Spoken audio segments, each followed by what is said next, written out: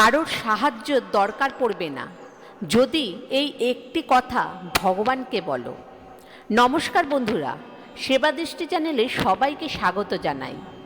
আজকে আমার কথাগুলি মন দিয়ে প্রথম থেকে শেষ পর্যন্ত শুনুন। তাহলে চলুন শুরু করা যাক। যখনই কোনো সমস্যায় পড়বেন, ভগবানকে কোন কথাটি বললে বিপদ কেটে যাবে, সাথে সাথে সেই বিপদ কেটে গিয়ে ভালো ফল লাভ করবে, এই প্রশ্নের উত্তর আজকে আমি আপনাদেরকে জানাবো। বন্ধুরা, জীবনে মানুষ অনেক স্বপ্ন দেখে, তাদের অনেক ইচ্ছা থাকে। স্বপ্ন পূরণের খেলায় তারা অনেক সময় অনেক বড় ঝুঁকিও নিয়ে ফেলে। পরে হয়তো বুঝতে পারে যে এই ঝুঁকির ফলেই কত বড় সমস্যা ঘটিয়ে এসেছে। কেউ যদি কোনোদিন এই সমস্যার সম্মুখীন হও, তাহলে এই সমস্যা থেকে বের হবে কিভাবে? চলুন তাহলে জেনে নেওয়া যাক সেই তথ্যটি। বন্ধুরা, আমার কথাগুলি বলার আগে আমার এই চ্যানেলে যারা নতুন, তারা চ্যানেলটিকে অবশ্যই সাবস্ক্রাইব করুন এবং পাশে থাকা বেল বাটন প্রেস করুন, যাতে এরকম নতুন নতুন তথ্যকথার নোটিফিকেশন আগে আপনাদের কাছে পৌঁছে যায়। আর আমার কথাগুলি শুনে ভালো লাগলে অবশ্যই একটা লাইক করুন আর শেয়ার করুন, যাতে তারাও আমার কথাগুলো শুনে অনেক উপকৃত হয়। এবং কমেন্টে জয় জয় শ্রী রামকৃষ্ণদেব, জয় মা শারদা লিখতে ভুলবেন না। এবার চলুন জেনে নেওয়া যাক সেই তথ্যটি ব্যাপারে। প্রহ্লাদ বরাবরই মিষ্টির প্রতি অনুরাগী ছিল। সে একটি ছোট গ্রামে বড় হয়েছে। সে ছোটবেলা থেকেই সে তার মায়ের সঙ্গে রান্নাঘরের কাজ দেখত। তার মায়ের হাতের তৈরি নিপুণ ও সুস্বাদু মিষ্টি খেয়ে তার প্রাণ জুড়িয়ে যেত। বড় হওয়ার সাথে সাথে তার মিষ্টির প্রতি তার মুগ্ধতা বেড়ে গেল। সে তার মিষ্টির দোকান খুলতে চেয়েছিল। বছরের পর বছর কাজ করার পর, কিছু পয়সা সঞ্চয় করার পর প্রহ্লাদ অবশেষে তার স্বপ্ন পূরণের জন্য নিজেকে প্রস্তুত উপলব্ধি করে। সে নিকটবর্তী শহরে কোলাহলপূর্ণ বাজারে একটি ছোট্ট জায়গা ভাড়া নেয়। প্রাথমিক সরঞ্জাম কেনার জন্য বেশিরভাগ সঞ্চয় ব্যবহার করেছিল। শুরুতে ব্যবসার মন্দা ছিল, কিন্তু তার মিষ্টি সুস্বাদু ছিল, কিন্তু সে গ্রাহককে আকৃষ্ট করতে পারছিল না। বাজারে অনেক মিষ্টির দোকান থাকায় প্রতিযোগিতাও ছিল প্রবল। এমন একদিন আসে, প্রহ্লাদ তার খরচ জোগানোর জন্য চিন্তা করতে থাকে। সে নতুন রেসিপি তৈরি করে নতুন ধরনের মিষ্টি তৈরি করার চেষ্টা করে। এমনকি সে রাস্তার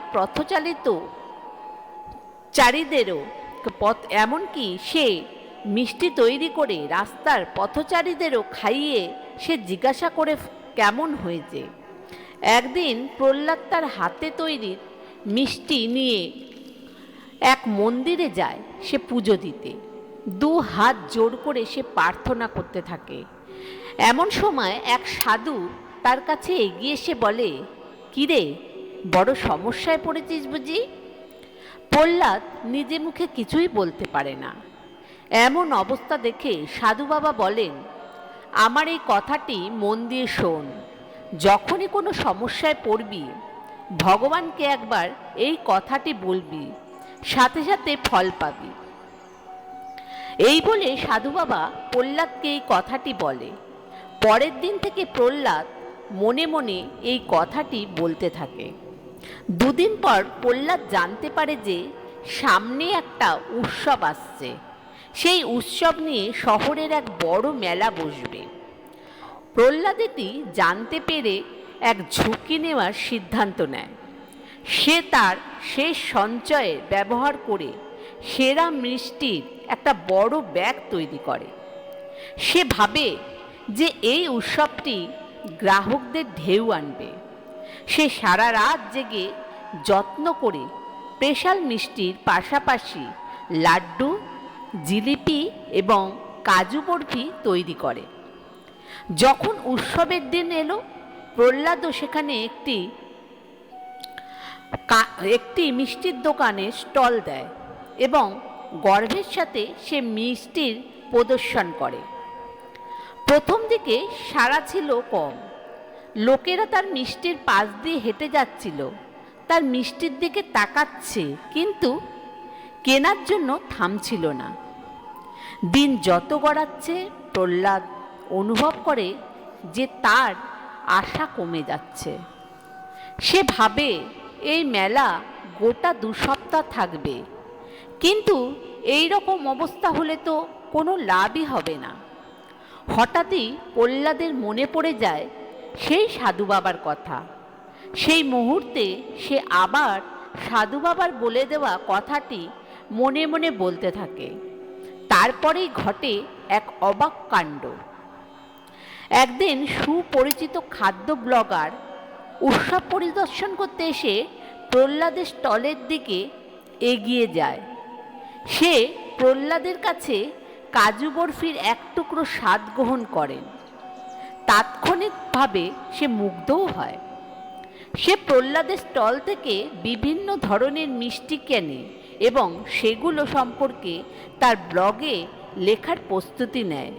আর সত্যি সত্যি সে প্রহ্লাদের মিষ্টিগুলি সম্পর্কে ব্লগে অনেক ভালো ভালো কথা লেখে। আর সব থেকে বেশি করে লেখে তার স্পেশাল মিষ্টিটার সম্পর্কে। কিছুদিন পরেই সে ব্লগ পোস্টটি ভাইরাল হয়ে যায়। শীঘ্রই প্রহ্লাদের দোকানে গ্রাহকের জোয়ার আসে পাশের শহরগুলো থেকে।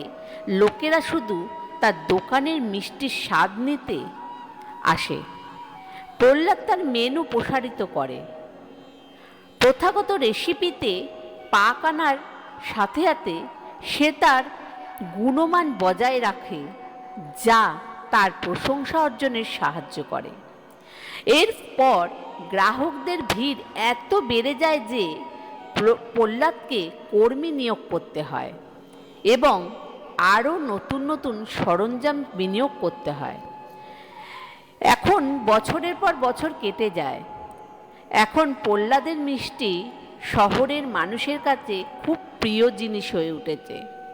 তার দোকান আর শুধু ব্যবসা না, তার কঠোর পরিশ্রম ও আবেগের প্রতীক। একজন সংগ্রামী উদ্যোক্তা থেকে একজন সফল মিষ্টির দোকানের মালিকে উন্নত হওয়ায় এই যাত্রা অনেকেই অনুপ্রাণিত করে। বন্ধুরা, সাধু বাবা বলা কথাটি হলো, হে ভগবান, আমার ছোট্ট এবং তুচ্ছ জীবন যেন তোমার ভালোবাসার আলোয় প্রতিফলিত হয় এবং আমার এখানে থাকার প্রতি মুহূর্তে যেন সেটা চারিদিকে ছড়িয়ে পড়ে। ভগবান, আশীর্বাদ করে আমাকে জ্ঞান দাও যে আমি যেন তোমার ভালোবাসার করুণার জন্য তোমার উপর সম্পূর্ণ সর্বদা নির্ভর করি। আমাকে সর্বদা তোমার অমোঘ আশীর্বাদ সম্পর্কে সচেতন করে রাখো এবং আমি যেন আমার ছোট্ট জীবনের অবশিষ্ট মুহূর্তে তোমার সমস্ত সন্তানদের কাছে তোমার আশীর্বাদ বহন করতে পারি। তুমি আমার জীবনের সারথি হও এবং তুমি আমাকে সঠিক রাস্তা দেখাও। বন্ধুরা, আপনারাও যদি কোনো সমস্যার সম্মুখীন হন, তাহলে স্বয়ং ভগবানের কাছে এই কথাটি বলুন, দেখবেন সাথে সাথে ফল পাবেন। এবার চলুন কিছু অনুপ্রেরণামূলক উক্তি শুনে নেওয়া যাক। নিজেকে বিশ্বাস করো, তুমি সব কিছুই পারবে। কষ্টই জীবনের শিক্ষক। বাধা আসলে আরও দৃঢ় হয়। সফলতার পথে হার মানা নেই।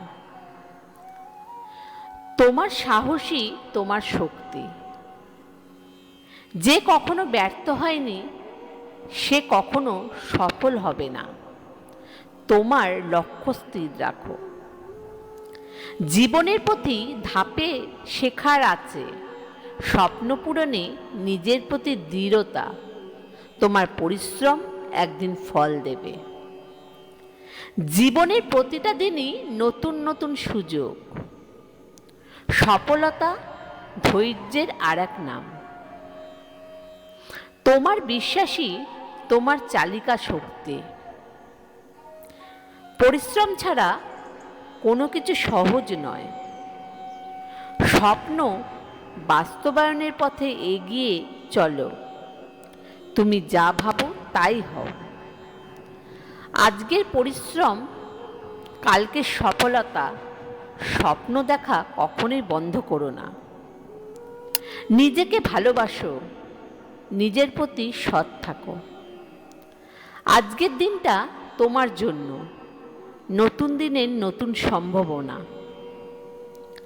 সাহসী হতে কখনো দেরি করো না।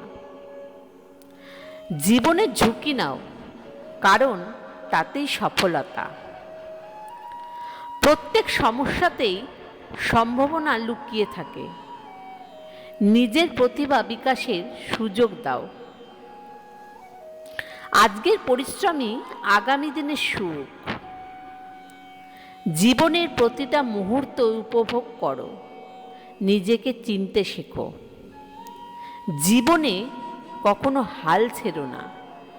ধৈর্য আর পরিশ্রম সফলতার চাবিকাঠি। ধন্যবাদ।